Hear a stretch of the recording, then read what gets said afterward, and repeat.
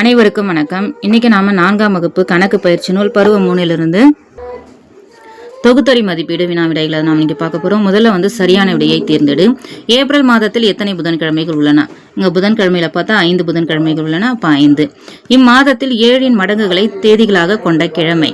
7 மடங்குகள் 7, 14, 21, 28 தான் 7 மடங்குகள். அப்ப அந்த தேதிகளை கொண்ட நாள் செவ்வாய்க்கிழமை. அப்ப செவ்வாய்.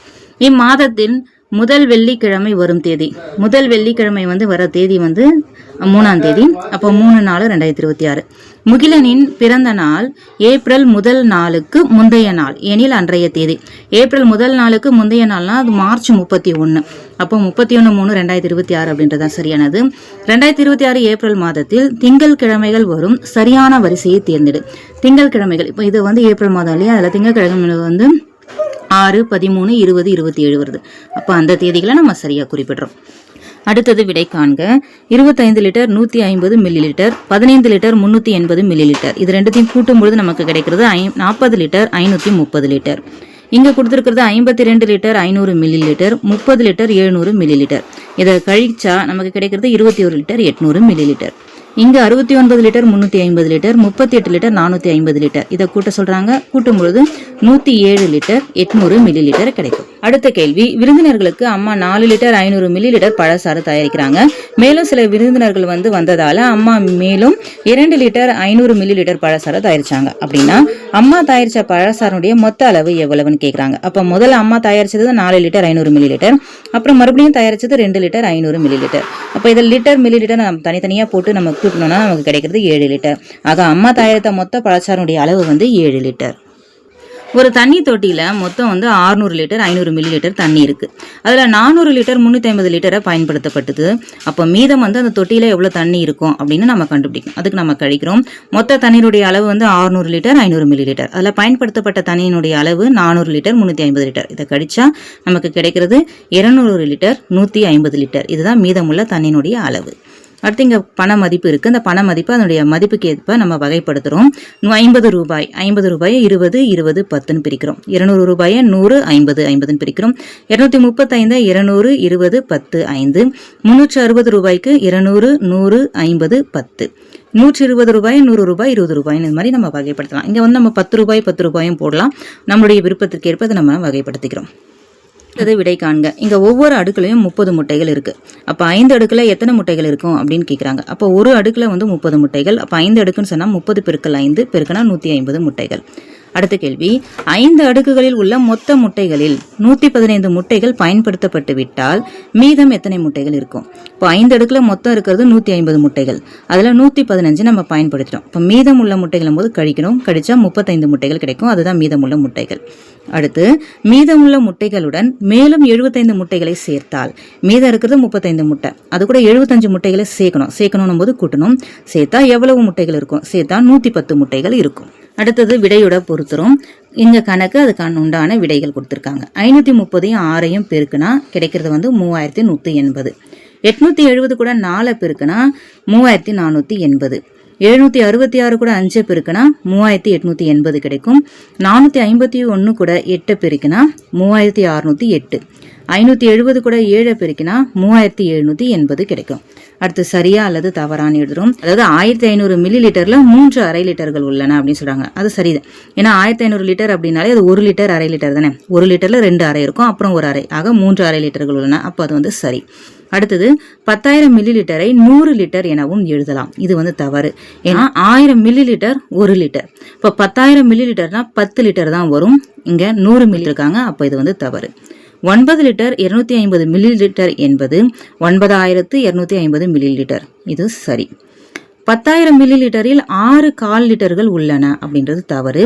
6 கால் அப்படின்னா 6 கால்ன்றது 1.5 தான் ஆச்சு. ஆக 1500 மில்லி லிட்டர் தான் வரும். ஆனா அது 10,000 மில்லி லிட்டர் கிடையாது. அப்ப இது தவறு. அடுத்து 7060 மில்லி லிட்டர் என்பது 70 லிட்டர் 60 மில்லி லிட்டர் அப்படின்றதும் தவறு. 7060 மில்லி லிட்டர்ல 7 லிட்டர் 60 மில்லி லிட்டர் தான் வரணும். இங்க 70 லிட்டர்னு கொடுத்திருக்கிறதால இதுவும் தவறு. அடுத்தது விடை காண்க. இந்த சதுரத்துல ஒரு பக்கத்தினுடைய நீளம் 1 சென்டிமீட்டர் அப்படின்னா நிழலிடப்பட்ட பகுதியினுடைய சுற்றளவு கண்டுபிடிக்க சொல்றாங்க. அப்போ இங்க ஒவ்வொரு பக்கத்தையும் நம்ம அப்படியே எண்ணிட்டே வரணும். எண்ணிட்டே வந்தா மொத்தம் கிடைக்கிறது நமக்கு 14 சென்டிமீட்டர். அதுதான் இந்த வடிவத்தினுடைய சுற்றளவு. அடுத்து ஓவியாவின் செவ்வக வடிவ வயலின் அகலம் 15 மீட்டர், அதன் நீளம் அகலத்தை போன்று 3 மடங்கு அளவுடையது எனில் அவ்வயலின் சுற்றளவை காண்க. செவ்வக வடிவ வயல், இப்போ இதுதான் செவ்வக வடிவ வயல். இதனுடைய அகலம் 15 மீட்டர், நீளம் அகலத்தை போல 3 மடங்கு. அகலத்தை போல 3 மடங்குன்னா அப்போ 3 மடங்கு 3ஆல் பெருக்கிறோம், அப்போ 45 மீட்டர். அப்போ நீளம் 45 மீட்டர். இப்போ அதனுடைய சுற்றளவு, சுற்றளவுன்னு சொல்லும்போது 4 பக்கங்களின் கூடுதல் தான் சுற்றளவு, இல்லை அந்த ஃபார்முலா எழுதிக்கலாம். இப்போ இங்கே 15 மீட்டர்னா இந்த பக்கமும் 15 மீட்டர் தான் வரும். நீளம் இங்கே 45 மீட்டர்னா இங்கேயும் 45 மீட்டர் தான். இப்போ அந்த 4 பக்கங்களையும் அப்படியே கூட்டினா நமக்கு கிடைக்கிறது 120 மீட்டர். அதுதான் அதனுடைய சுற்றளவு. அடுத்தது மகிழனது வயலின் 4 பக்கங்களும் சம அளவுடையது. அவர் தன் வயலை சுற்றி வேலி அமைக்க விரும்பினார். 11 மீட்டர் பக்க அளவுடைய வயலுக்கு வேலியிட 40 மீட்டர் நீளமுள்ள கம்பி வலை மட்டுமே இருந்தது. வயலுக்கு முழுமையாக வேலி அமைக்க அவருக்கு கூடுதலாக தேவைப்படும் கம்பி வலையின் நீளம் எவ்வளவுன்னு கேட்குறாங்க. மகிழனது வயல் 4 பக்கங்களும் சம அளவுடையது அப்படின்னா அப்போ அது சதுர வடிவத்தில் இருக்கு. அதனுடைய ஒரு பக்கம் நீளம் 11 மீட்டர். அப்போ 4 பக்கமும் 11 மீட்டர் தான் இருக்கும். அதனுடைய வயலுடைய முதல்ல சுற்றளவை கண்டுபிடிக்கணும். ஏன்னா வேலி அமைக்கணும் அப்படின்னா சுத்தி தானே வெளிப்படுவாங்க, அதனால ஏதோ சுற்றளவு கண்டுபிடிக்கிறோம். இப்போ அந்த 4 பக்கங்களுடைய கூடுதல் 44 மீட்டர். அப்போ 44 மீட்டர் தான் அந்த வயலுடைய சுற்றளவு. இப்போ அதுக்கு வேலி போடணும்னா 44 மீட்டர் வேலி தான் கம்பி தான் நமக்கு தேவை. ஆனால் அவர்கிட்ட இருக்கிறது 40 மீட்டர் கம்பி தான் இருக்குது அவர்கிட்ட. அதனால தேவைப்படும் கம்பி நீளம் 44 மீட்டர், அவர்கிட்ட இருக்கிறது 40 மீட்டர் தான் இருக்குது. அப்போது இன்னும் கூடுதலாக எவ்வளோ தேவை அப்படின்னா 44ல் 40 கழிக்கிறோம், கழிச்சா 4 மீட்டர். 4 மீட்டர் தான் இன்னும் அவருக்கு கூடுதலாக தேவைப்படுற கம்பியினுடைய நீளம். அடுத்து பற்று சீட்டை நிறைவு செய்க. இங்கே பொருள்கள் இருக்குது. குறிப்பேடு, தண்ணீர் புட்டி, வண்ண பென்சில் பெட்டிகள், பேனா, அழிப்பான், அதனுடைய எண்ணிக்கைகள், அதனுடைய ஒவ்வொரு பொருளுடைய விலை. இப்போ குறிப்பேடு 65 ரூபாய். இப்போ நம்ம 4 வாங்குறோன்னா 4 பெருக்கல் 65 பெருக்கினா 260, மொத்த விலை 260. தண்ணீர் புட்டி 70 ரூபாய். 3 புட்டிகள் வாங்கினா 3ஆல் பெருக்கிக்கிறோம், 210 ரூபாய். வண்ண பென்சில்கள் 80 ரூபாய். அப்போ 2 பெட்டிகள் வாங்கினா 160 ரூபாய். பேனா 8 ரூபாய். 15 பேனாக்கள் வாங்கினா 120 ரூபாய். அழிப்பானுடைய விலை 5 ரூபாய். 10 அழிப்பான்கள் வாங்கினா 10 5 பெருக்கிறோம், 50 ரூபாய். இப்போ அதனுடைய மொத்த விலையும் நம்ம இங்கே கூட்டி போட்டுக்கிறோம். மொத்தம் 800 ரூபாய் ஆகுது. இப்போ முதல் கேள்வி, அகமது வாங்கிய பொருட்களின் மொத்த விலை எவ்வளவு? மொத்தம் 800 ரூபாய். அகமது கடைக்காரரிடம் 2 500 ரூபாய் தாள்களை கொடுத்தால் அவர் பெற்ற மீதி தொகை எவ்வளவு? கடைக்காரர்கிட்ட 2 500 கொடுக்குறாரு. 2 500 அப்படின்றது 1000 ரூபாய். அவர் மொத்தம் வாங்கிய பொருளுடைய விலை 800 ரூபாய். இப்போ 1000ல் 800 கழிச்சா கிடைக்கிறது மிச்சம் 200 ரூபாய். அப்போ மீதி தொகை 200 ரூபாய் அவர் வாங்கியிருப்பார். அடுத்து 3வது கேள்வி, அவர் மீதி தொகையை தன் 2 மகன்களுக்கு சமமாக பிரித்து கொடுத்தார் எனில் ஒவ்வொரு மகனும் பெற்ற தொகை எவ்வளவு? மீதி வாங்கினது 200 ரூபாய். 200 ரூபாய் 2 பேருக்கு பிரித்து கொடுக்குறாரு. 2 பேருக்கு பிரித்து கொடுத்தா ஒவ்வொருத்தருக்கும் 100 ரூபாய் கிடைச்சிருக்கும். அடுத்த விடை காண்க. சரியான விடையை இங்கே அந்த குறியீடால் குறிப்பிடுறோம். இப்போ 4 கீழ் 8, 6 கீழ் 8. இங்கே குறியீடு எது பெரியது சிறியதுன்றது போல் நம்ம குறிக்கிறோம். 6 கீழ் 8ன்றதான் பெரியது போல் நம்ம இங்கே குறிச்சிருக்கோம். ஏன்னா இது 8ல் 4 பங்கு தான், இங்கே 8ல் 6 பங்கு எடுக்கிறோம். அப்போ இதில் எது பெரியது? 6 தானே பெரியது, அதனால இந்த குறியை கொடுக்குறோம். அடுத்து ஏறு வரிசையிலும் இறங்கு வரிசையிலும் எழுதுக. ஏறு வரிசையில் எழுதும்போது சிறிய பின்னத்திலிருந்து பெரிய பின்னத்துக்கு போகணும். இப்போ இங்கே இருக்கிறதுலேயே சிறிய பின்னம் 2 கீழ் 15, அடுத்து 6 கீழ் 15, 9 கீழ் 15, 11 கீழ் 15, 13 கீழ் 15, இந்த மாதிரி எழுதிட்டு போகிறோம். அடுத்து இறங்கு வரிசை சொல்லும்போது முதல்ல பெரிய பின்னம், அதுக்கடுத்து சிறியது அப்படின்ட்டு அதை விட சிறியதுன்னு வரும். இப்போ இதை அப்படியே நம்ம திருப்பி எழுதுறோம். அடுத்தது இந்த படம் குறிக்கும் பின்னத்துக்கு ஏதேனும் 3 சமான பின்னங்களை எழுதணும். இங்க படம் குறிப்பிடுற பின்னம் 5 கீழ் 6, 6ல் 5, இதுதான் படம் குறிக்கும் பின்னம். இதுக்கு சமான பின்னங்கள்னா பகுதியும் தொகுதியும்.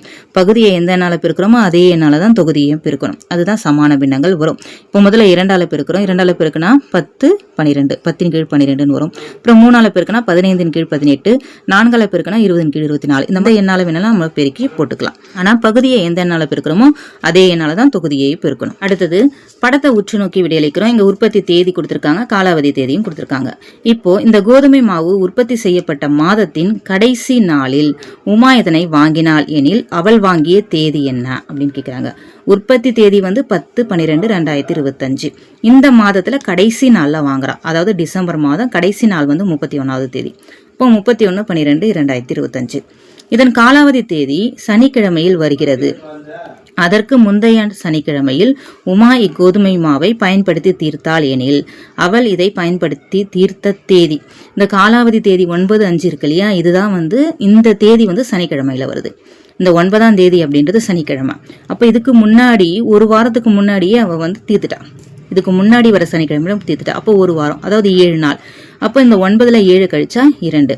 அப்போ இதுக்கு முன்னாடி வர சனிக்கிழமை வந்து 2ஆம் தேதி. அப்போ அந்த பயன்படுத்தி தீர்த்த தேதி வந்து 2/5/2026. அடுத்த கேள்வி, இதன் உற்பத்தி தேதிக்கும் காலாவதி தேதிக்கும் இடைப்பட்ட நாள்கள் எத்தனை? இப்போ இதனுடைய உற்பத்தி தேதி வந்து டிசம்பர் 10, அதாவது 12வது மாதம் 10ஆம் தேதி. இப்போ இந்த 12வது மாதத்தில் இன்னும் 21 நாட்கள் இருக்குது. ஏன்னா டிசம்பரில் வந்து மொத்தம் 31 நாள் இல்லையா, 10ஆம் தேதி முடிஞ்சிடுச்சு. 10க்கு அப்புறம் இன்னும் 21 நாள் இருக்குது. இப்போ டிசம்பரில் 21 நாள். இப்போ டிசம்பருக்கு அடுத்து 26வது ஒரு ஆண்டு வரும் இல்லையா, ஜனவரியில் 31, பிப்ரவரியில் 28, மார்ச்சில் 31 நாள் இருக்குது, ஏப்ரலில் 30 நாள் இருக்குது, மே மாதம் 9ஆம் தேதி வரைக்கும் இல்லையா. அப்போ அதுக்கு முன்னாடி வந்து 8 நாள்கள் இருக்குது.